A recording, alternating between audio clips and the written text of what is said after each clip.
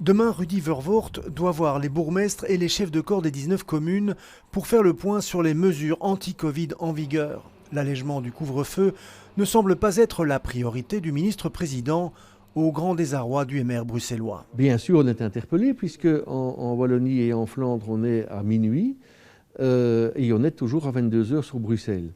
Alors ça doit se justifier. Moi, je n'ai pas été concerté. Le bourgmestre d'Etterbeek crie au déni de démocratie et à l'atteinte prolongée des libertés fondamentales, sans explication valable de la part de la majorité.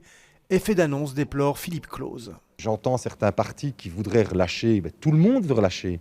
C'est pas très responsable de devoir jouer un petit jeu politique comme ça, de dire « moi je suis plus souple qu'un autre ».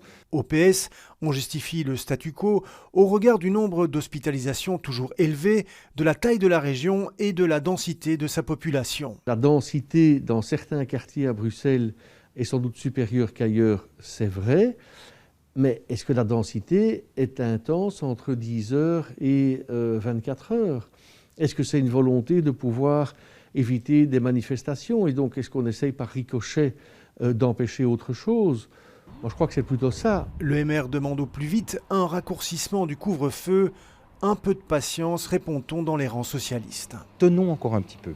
Essayons vraiment de donner un message clair. Aujourd'hui, de toute façon, l'Horeca est fermé, les théâtres sont fermés. À partir de Pâques, il y aura peut-être des assouplissements. Essayons au moins de tenir jusque-là le temps que nos hôpitaux se désengorgent. La longueur du couvre-feu bruxellois divise toujours autant la population que la classe politique.